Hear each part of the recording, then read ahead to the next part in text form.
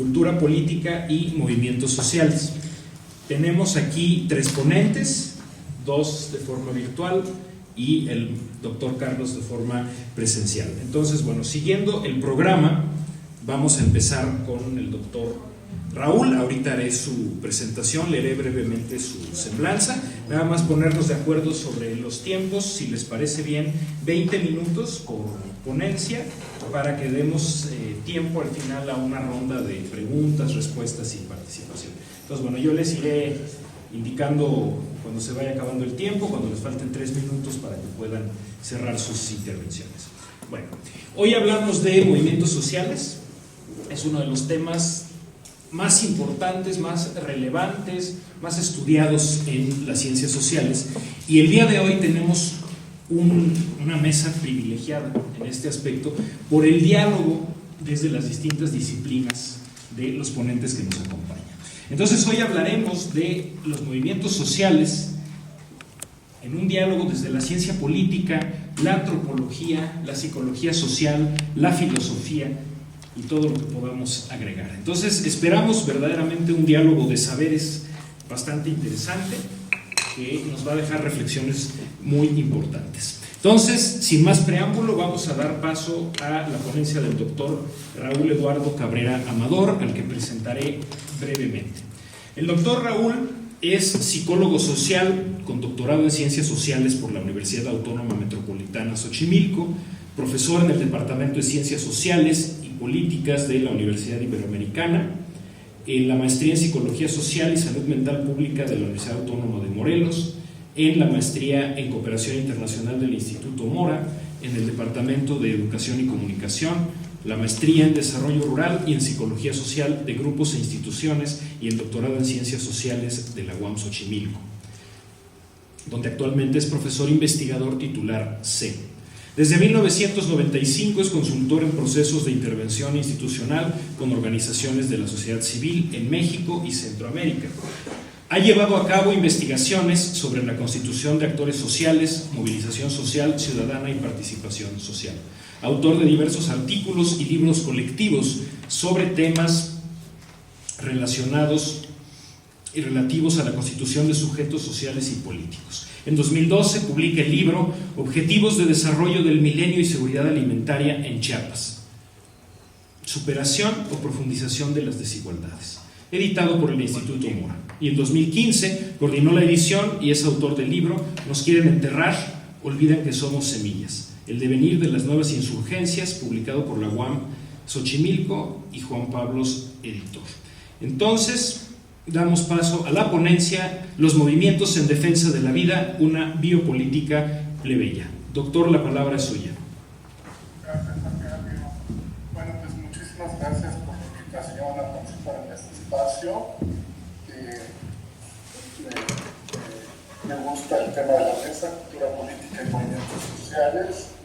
Y bueno, básicamente con este título, Los movimientos en defensa de la vida, una biopolítica plebeya, quiero dar cuenta de un proceso de investigación que he llevado a cabo en los 3 últimos años y que tiene que ver fundamentalmente con la observación de lo que estaba ocurriendo en algunos movimientos, en particular en algunas expresiones del movimiento feminista y por otro lado en movimientos en defensa de los territorios, en donde comenzaron como a privilegiarse ciertas demandas al interior de los movimientos que estaban poniendo sobre la mesa o colocando en primer plano la defensa de la vida, ¿no? Entonces me pareció interesante que estos distintos movimientos coincidieran en este aspecto en términos de su demanda social y política, colocar en primer plano la defensa de la vida. Y es desde ahí que entonces me empecé a interrogar de qué estaban hechos estos movimientos y en particular estas demandas, y a partir de ahí entonces hacer una reflexión sobre un concepto Foucaultiano, digamos, de la década de los 70, que es el concepto de biopolítica, pero en donde, desde mi impresión, Foucault pensó más desde una biopolítica plebeya y no tan, desde una biopolítica centrada en el poder, un poder biopolítico, y no tanto desde esta perspectiva que yo estoy queriendo resaltar, que es propia de los movimientos y la forma en que colocan el tema de la vida en el ámbito político, ¿no? Entonces me voy a permitir leer un documento, porque si no me voy a llevar demasiado tiempo, ¿no?, que he preparado para esta ocasión. Dice lo siguiente: con base en la observación de la forma que ha tomado la demanda social en algunos movimientos feministas de la última década y en movimientos en defensa del territorio en diversas regiones del país, me acerqué en los últimos años a algunas expresiones, principalmente en la Ciudad de México y Oaxaca en el primer caso, y en la península de Yucatán en el segundo. Ello dio lugar a reconocer que en ambos casos estas demandas comienzan a privilegiar la defensa de la vida con consecuencias en los modos de acción política. En el caso del movimiento feminista, se conoce como la cuarta ola a la irrupción de movilizaciones en algunos países de América Latina, principalmente de jóvenes, marcadas por el uso de las redes sociales y la intervención sobre los espacios públicos, así como una acentuada reafirmación de acciones y consignas radicales para enfrentar la violencia de género. De esta forma se expresa el hartazgo de miles de mujeres ante la violencia, opresión y discriminación de la que son objeto. Estas movilizaciones que han resurgido en diversos países, principalmente en los últimos años, han colocado como uno de los ejes centrales de su narrativa expresiones que denuncian un pacto patriarcal que, entre otras cosas, sostiene un estatus desigual de los géneros, como lo señala Rita Segato, y ha impedido que se haga justicia en la mayoría de las expresiones de violencia. Durante las manifestaciones llevadas a cabo en agosto de 2019 en la Ciudad de México, a raíz de la violación de una menor de 17 años, presuntamente por 4 policías de la Ciudad de México, del incremento en la violencia hacia las mujeres y del registro de 10 feminicidios por día en el país, un sinnúmero de colectivas llevó a cabo múltiples pintas en el Monumento al Ángel de la Independencia con una consigna central: México Feminicidio. Esta expresión sostiene de manera fundamental la denuncia de este pacto patriarcal que, a través del silencio forzado de las víctimas y el silencio cómplice de quienes no actúan ante la violación de los derechos humanos más elementales, naturaliza el acoso y tiende a perpetuar este régimen de estatus desigual y desconocer, por tanto, a las mujeres como sujetas de derecho. Ahora bien, en esta irrupción de formas de expresión cada vez más radicales, reorienta las demandas feministas en una dirección centrada en la defensa de la vida, no solo en el sentido de la vida misma, sino también de la libertad de elegir entre distintos modos de vivir. Ambas acepciones de la vida, aquella que resalta su condición como modos posibles de la vida y la que resalta la vida como existencia del ser, se encuentran amenazadas por la misma matriz patriarcal y capitalista en la medida en que una y otra contribuyen a la desposesión de los modos de existencia de las personas y a la delimitación y explotación de sus capacidades. La desposesión, según lo señala Judith Butler, contempla una doble significación. En el primer caso, la desposesión está sujeta a una condición propia de la vida en común que impone a través de la ley limitaciones a todo tipo de excesos. Pero en el segundo caso, con la desposesión se ponen en juego privaciones que no solo amenazan los derechos que garantizan las formas de vida, sino que imponen a través de estas privaciones formas de control y de poder precarizado a amplios sectores de la población. Vemos pues como las demandas de las movilizaciones feministas actuales que emergen de esta nueva circunstancia para garantizar la vida en los dos sentidos que hemos señalado, representan un giro respecto de aquellas que dieron lugar a la Plataforma de Acción de Beijing, nacida de la Cuarta Conferencia Mundial sobre la Mujer en 1995. Ahí, junto al tema de la violencia hacia las mujeres, estaba en juego la relevancia de los derechos humanos en ámbitos como la salud, la educación, el medio ambiente, el ejercicio de los derechos políticos, la pobreza naturaleza y el acceso al poder y a la toma de decisiones de mujeres. Estas demandas conforman un escenario que priorizó las acciones feministas en las diversas latitudes del planeta. En la actualidad siguen existiendo, sin embargo, el incremento de la violencia de género y en particular de los feminicidios trajo consigo nuevas estrategias que colocaron en el centro, por ejemplo, la articulación de diversas agrupaciones feministas que dieron lugar al Observatorio Ciudadano Nacional del Feminicidio y que han propiciado el surgimiento de una nueva ola de feministas jóvenes que ya no están dispuestas a entrar en terreno de negociación política que acabe por no modificar la violencia de género. Quiero señalar que en el momento actual las 5 unidades de la UAM están en un paro estudiantil convocado por alumnas de las distintas unidades a raíz de una violación sexual sufrida por un estudiante y por la ausencia de medidas para sancionar a su agresor por parte de las autoridades. En este ámbito vemos pues cómo la vida se introduce en el campo de la política y con ello es posible hacer referencia con consideraciones distintas a las que Foucault planteó en torno a la noción de política. Pero veamos previamente cómo en el caso de movimientos en defensa de territorios, principalmente en comunidades rurales y en buena parte indígenas, sus demandas por la conservación de los recursos naturales y culturales ante la presencia masiva de megaproyectos se han transformado.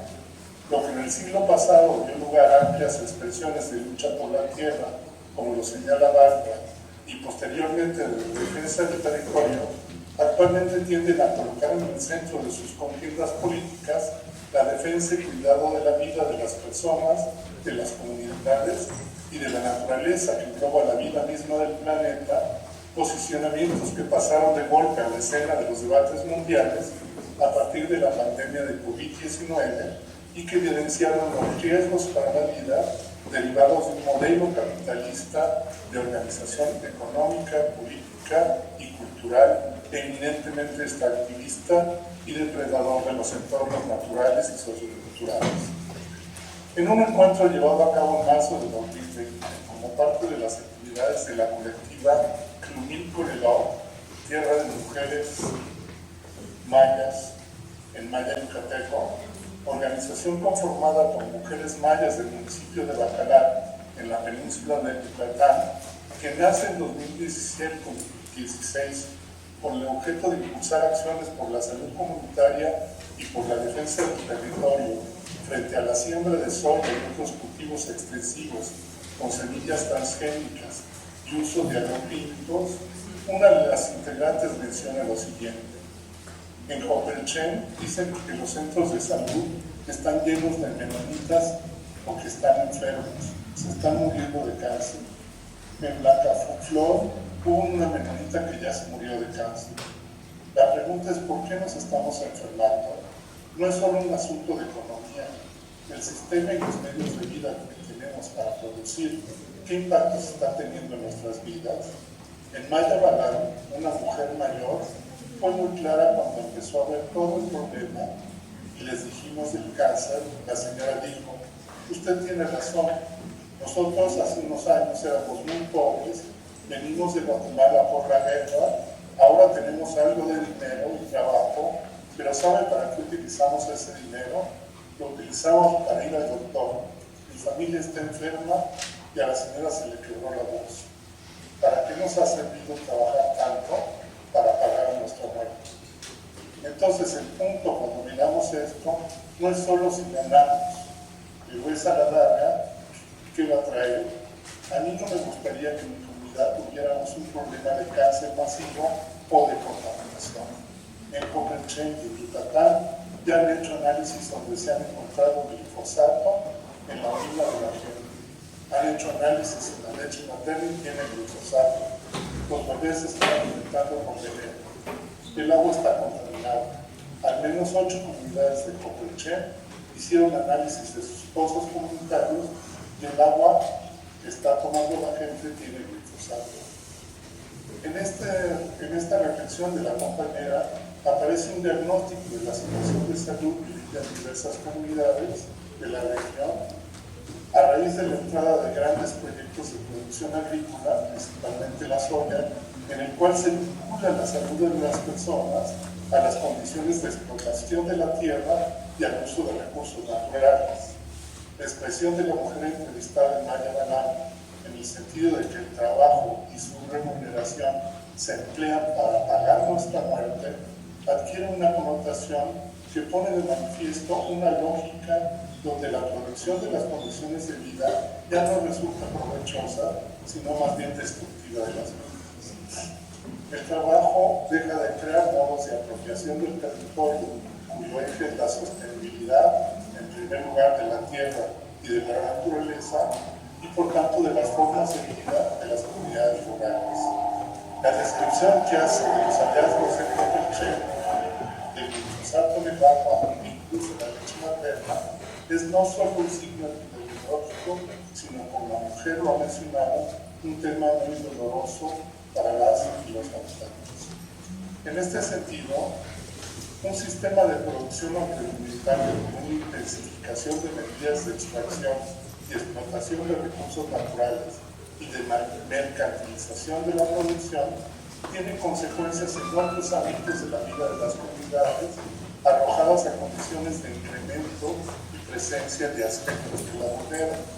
Así, la población que habita estas comunidades adquiere una condición que paulatinamente la desarraiga de un territorio y de sus modalidades de apropiación, y que se nutre de la precariedad a la que es lanzada.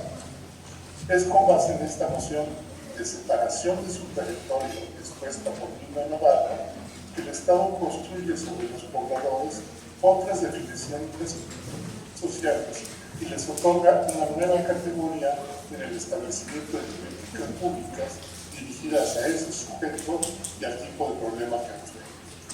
Cito al respecto a Sara Makovsky: los sujetos son despojados de sus pertenencias subjetivas y reducidos a cosificaciones interpelables en términos de beneficiarios, clientes y usuarios, y los ciudadanos ven minadas sus capacidades políticas para someterse a las leyes del mercado y del don público en la distribución de los bienes y servicios.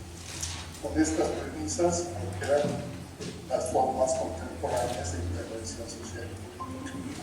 Vemos, pues, que tanto en algunas manifestaciones del movimiento feminista como en el movimiento en defensa del territorio, la defensa de la vida en su condición de existencia, pero también de los modos de vida, se introduce campo de la política, pero desde una perspectiva que Foucault no desarrolló al hablar de política. Con el filósofo francés, esta noción adquirió el sentido, sí, del modo en que la vida se introduce en el campo de la política, pero sobre todo observó los efectos en las formas gubernamentales de producción, gestión y control de la misma. Foucault instituyó así modalidades de comprensión del poder que, por una parte, se dirigía al ser viviente individual, adoptando sus rutinas y sus formas de vida a las necesidades propias del capital, y por la otra, el ser masificado a través de una intervención que ya no recaía sobre el disciplinamiento de los cuerpos, sino sobre un conjunto de fenómenos ligados al nacimiento, a la enfermedad, a la incapacidad, a la muerte de las poblaciones, convertidas así en objeto de ese poder como fenómeno social que trasciende el plano o de cada individuo. Es por tanto un poder que ya no está dentro de los individuos, sino el cuerpo social. A esta modalidad del poder que llamó biopolítica y que escribió las formas de gubernamentalidad, le atribuyó el calcular, gestionar y regular el movimiento de las poblaciones y asociarlas a las dinámicas propias de la acumulación capitalista, expresadas en la frase hacer vivir, dejar morir. Ahora bien, a pesar de ello, la reflexión del filósofo francés se concentró en el modo en que la biopolítica propiciaba una forma más sofisticada del poder, en la medida en que la vida quedaba incluida en modalidades de gobierno y de eficacia estratégica. El control y deterioro de las formas de vida forman entonces una consecuencia del poder biopolítico. Foucault, sin embargo, no hizo hincapié en la manera a través de la cual los cuerpos podrían reapropiarse de sus experiencias de vida y propiciar a través de ellas una potencia y una capacidad política.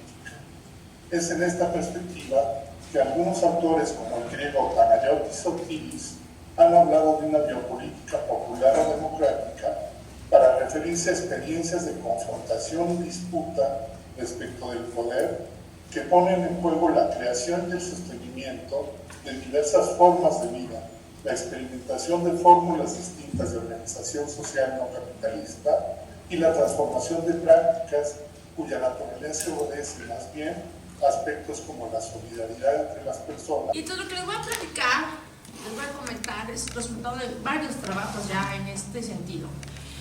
Primero que por un contexto, creo y coincido con mis colegas previas, en el sentido que se ha legislado mucho. Yo creo que lo que más ha pasado en México es legislar, pero no solo en paridad, en muchas cosas, ¿no? Ustedes saben, yo siempre lo he dicho, en México una cosa es la legislación y otra cosa es la realidad.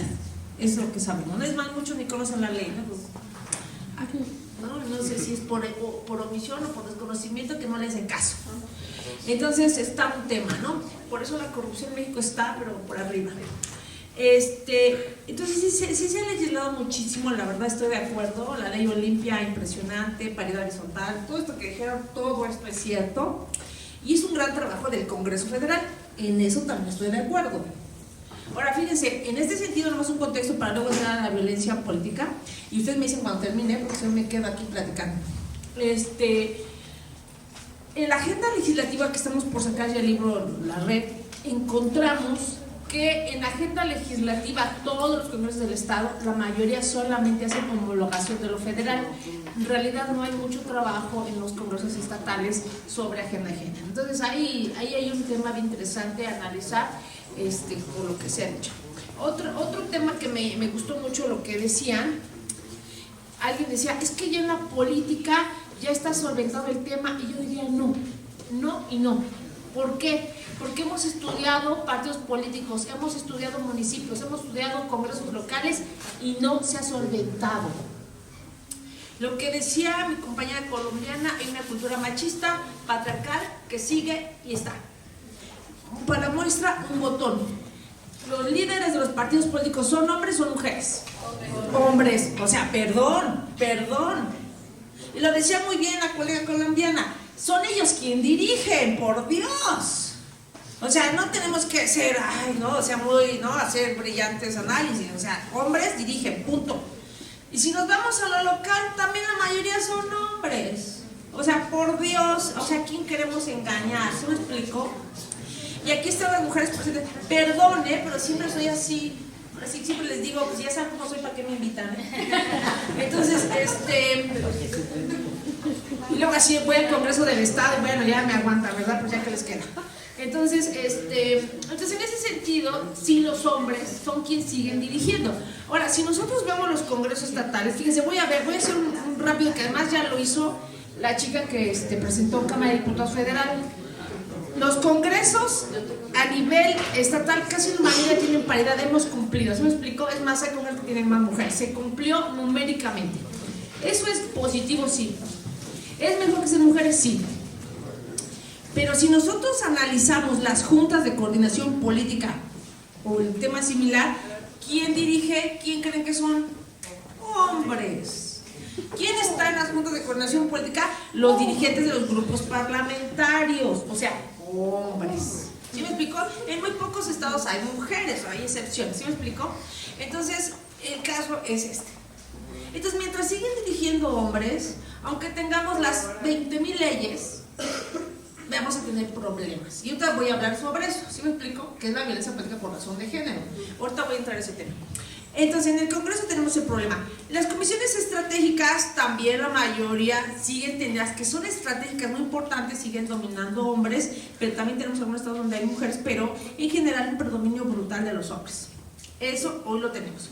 Municipios. Hay municipios, miren, por ejemplo, Baja California Sur tiene el 70, son 3 municipios y 2 mujeres, punto, ¿no? Pero ese es un caso excepcional. Tenemos Morelos con 15% de presidentes municipales mujeres. 15%. Es muy poquito, ¿sí me explico? Gobernadoras, tenemos 9 ahora de 32, pronto. ¿no? Entonces, ahí están esos datos. O sea, las mujeres todavía nos está costando mucho trabajo. Pero fíjense, esto es bien interesante porque a nivel, digamos, élite, se observan más mujeres, eso es cierto.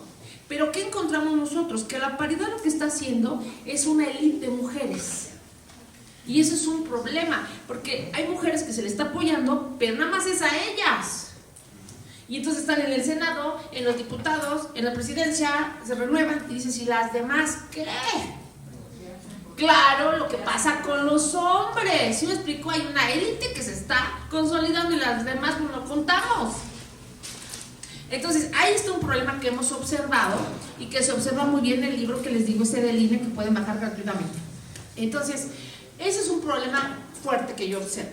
Entonces, en este caso de la paridad, eso ha servido para eso. Bueno, entonces, si nosotros vamos a los municipios, es mucho más complicado que las mujeres en los municipios, los partidos políticos, las llamen, trabajen y que ellas mismas se incorporen. ¿Por qué? Porque miren, hay municipios que quedan súper lejos del centro. Bueno, veamos Michoacán. ¿Sí me explico? O sea, yo no veo a las mujeres que están muy lejos viniendo al centro a las reuniones. ¿Sí me explico? Ahora el internet ayuda, pero ya vieron que le gusta una cosa bien chava. ¿Sí me explico? Entonces, ahí está el punto, ¿no? Entonces, la verdad es que a veces las mujeres pues no pueden acceder con una facilidad a ir al centro, a capacitarse, a disponer una candidatura. Es muy complicado. Y ellas mismas también dicen, no, o sea, yo tengo poco dinero, yo lo prefiero ubicar en mis hijos que estar gastando en el partido, cosa que los hombres no hacen, ¿no? Los hombres se van y pues mira, echan la bendición a la mujer y que le ayude, ¿no? Las mujeres no, son como más, cuidan más la familia, le dan más miedo. Y también ellas, eso que ya se resuelve, de hecho, están, claro que no, ¿sí me explico? Solamente para algunas, no para todas. En los municipios siguen pensando que es mejor un hombre que vaya una mujer. ¿Sí me explico? No, yo no puedo, o sea, no me veo, no voy a tener capacidades. Eso se sigue observando en los municipios. Ahora, yo que he observado, por ejemplo, y bueno, y ahí tengo varios casos, cuando llega la elección, dice el presidente del partido, algunos diversos, ¿no? Y ahora, ¿qué mujeres ponemos? ¿Sí me explico? No hay mujeres. Bueno, un caso bien interesante, ¿eh? O sea, ese pasó la elección pasada. El PRI, ese me gusta mucho citar ese porque pasó y es público y todo, ¿no? El PRI de Guanajuato. Un montón de mujeres, de hecho se organizaron una red, estuvieron trabajando, es más, me pidieron una capacitación a mí, a todas las maestras, se capacitaron, porque luego les dicen, es que no tienes capacitación, no puedes. Entonces se capacitaron, bla, bla, bla, y el partido dijo, no hay mujeres. Entonces, como le tocaba mujer en ese municipio, invitaron a una del PAN. Háganme el favor. Y entonces, pues la panista, todos los priistas dijeron, no, pues este es panista. Y perdió el PRI. Dije, qué bueno que perdió. Pero la lógica fue esa, que no había mujeres. Y las pobres se estaban capacitando, y las ignoraron, pero así, garrafalmente, ¿no?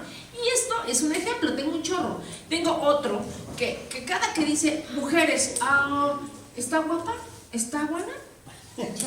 ¿Sí me explico? Eso sigue pasando, por Dios. ¿Sí me explico? O sea, no podemos ignorar la realidad, en este caso informal, porque paradójicamente tenemos un montón de leyes, pero paradójicamente tenemos la cultura patriarcal, que esa no ha desaparecido y no va a desaparecer por decreto, punto. Y eso nadie lo quiere ver y nadie ha hecho temas para acabar con la cultura patriarcal.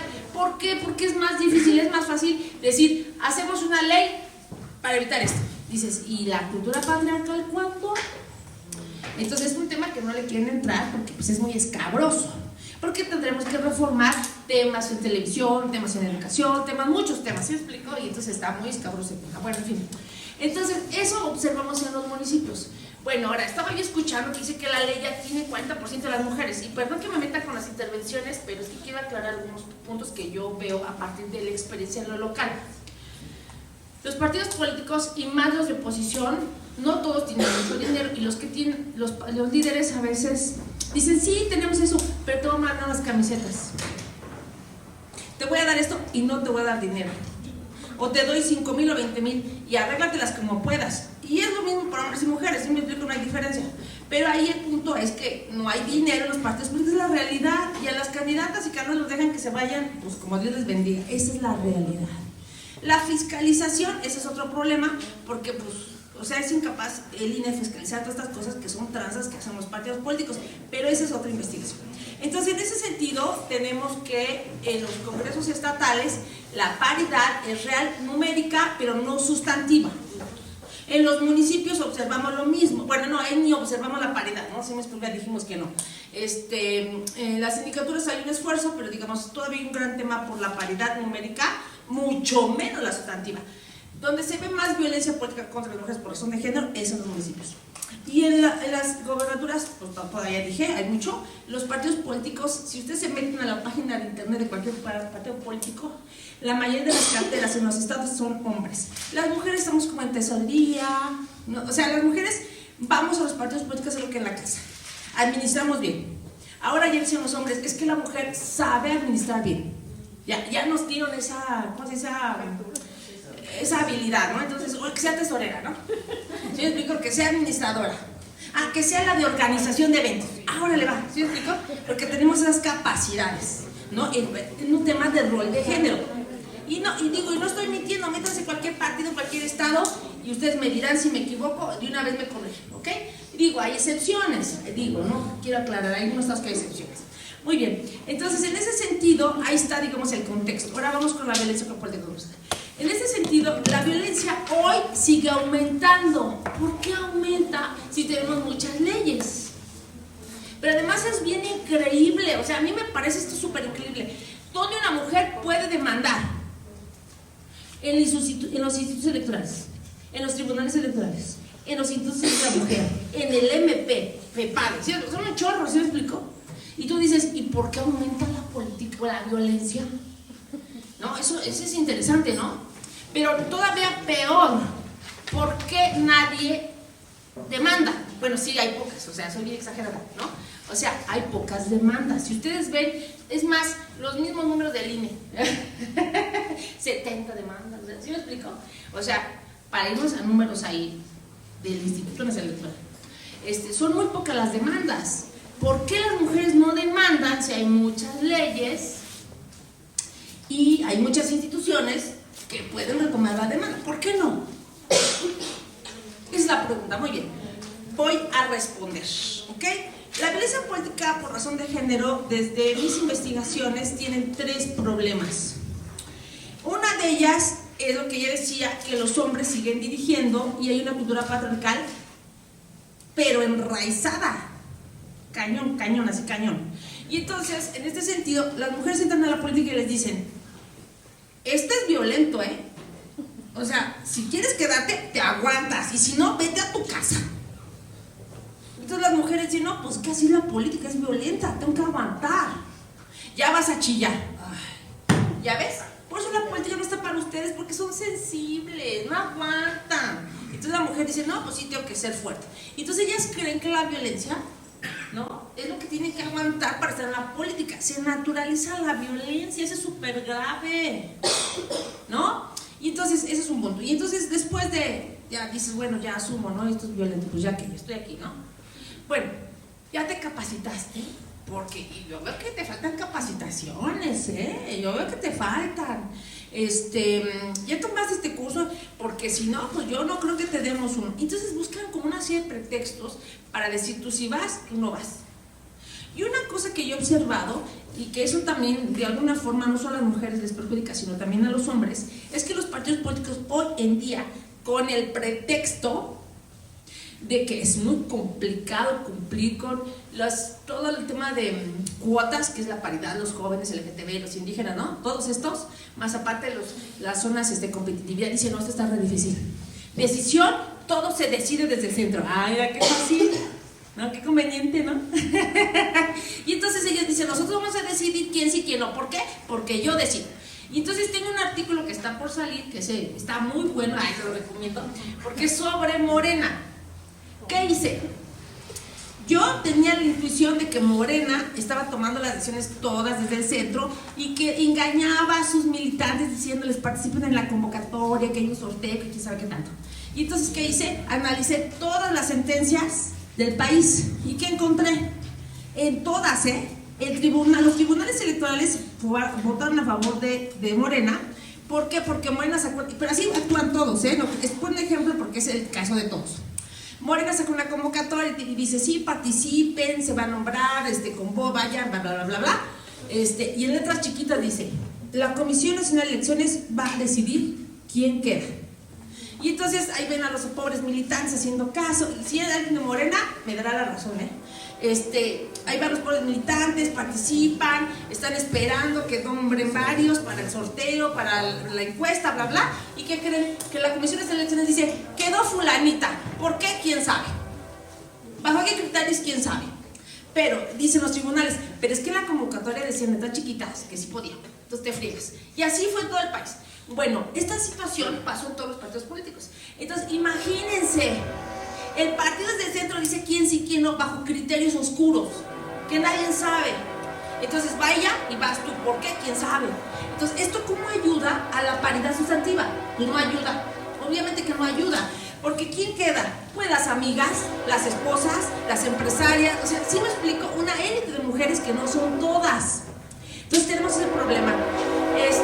Luego tenemos, en este caso, bueno, les traen, como ya lo tenían los municipios, ay, qué bonita el tren, ¿verdad? Hace mucho que no escuchaba el tren. En los municipios, como ya dijimos, pues las mujeres no salen tan fácilmente, pues por los temas económicos, escolares, bla, bla, bla, ¿no? Y bueno, cuando llegan los partidos políticos, como ya dijimos, tienen que estar muy aliados a los dirigentes, de lo contrario, no las toman en cuenta. Y entonces, fíjense que he visto cosas bien impresionantes en las entrevistas a profundidad. A mí me gusta mucho lo cualitativo. Yo soy una investigadora de lo cualitativo. Siempre he dicho que me gusta, a lo mejor porque soy chismosa, me gusta ir a las entrevistas, preguntar historias de vida, me encanta ir. Y entonces, fíjense que hay mucho acoso en los partidos políticos. Hay mucho acoso, de verdad. Entonces las mujeres a veces tienen que aguantar el acoso porque creen que si lo aguantan van a poder tener una candidatura, un espacio. Entonces es muy complicado. Entonces la verdad es que me ha impresionado este caso. Y aparte hay lo que les dije, ¿no? Que te falta un documento, te falta una capacitación, no puedes ir. Y esa es la violencia política, limitarte para que no llegues a un puesto político. O no te dan un espacio correspondiente, o de plano no te toman en cuenta, aunque tú tengas los elementos para hacerlo. No, esa es violencia política correspondiente. Entonces ahí creo que de entrada tenemos ese problema. El otro que yo observé, la falta de sororidad. Perdón. Yo sé que está de moda, ¿no? Pero la verdad es que casi no existe. Y esto es complicado y lo entiendo, ¿no? Y en 2 minutos, híjole, ella y yo vamos de contrincantes, yo no voy a sororar con ella, ¿no? Pues es mi enemiga, ¿se me explicó? También es medio complejo la sororidad en los partidos políticos. Y entonces las mujeres a veces nos convertimos en quien más atacamos a otra mujer. Sí. Eso es lo más triste. Y eso no lo digo yo, lo dicen todas las entrevistas. Entonces eso es un problema que yo observo, que a veces las mujeres ponemos por encima a lo mejor una decisión a largo plazo de poder quedar en un cargo, y a veces vamos con la otra y nos vamos con todo, ¿sí me explico? Y entre hombres no se hacen ese tema de ese contra todo, ¿no? Pero las mujeres sí somos muy rudas. Muy bien. El último, el miedo a denunciar. Hay mucho miedo a denunciar, mucho miedo. Porque si denuncio, pues me van a correr del partido, no me van a dar un espacio, me dicen que no aguanto, entonces, híjole. Pero luego la otra también es que no conocen muchas veces el tema legal, y la otra a veces no saben, pues buscar un abogado, cómo defenderse, entonces es muy complejo. O a veces el abogado también es muy caro. Entonces, esto hace que no demanden. Ese es un problema muy grave. Pero luego las que se arriesgan a demandar, híjole, este es un caso impresionante. Un caso, no puedo poner muchos, pero hay uno. La violenta, bla, bla, dice el tribunal, si te violentamos, si te violentó, que pague 12,000 pesos. 12,000 pesos. Agarró su tarjeta y dijo, está ya, ahí nos vemos, cumplí, ahí se ve. ¿Me explico? Entonces tampoco hay sanciones que sean de verdad duras para que evitemos esto. Entonces las pocas que demandan, muchas de ellas terminan en sanciones con muy poco peso, que al final dicen, para esto hice todo esto, entonces mejor ahí muere. Entonces, y al rato la van a ver y le van a decir, bla, bla, bla. Entonces, esos son los problemas que tenemos, y bueno, pues se me acaba el tiempo. Muchas gracias.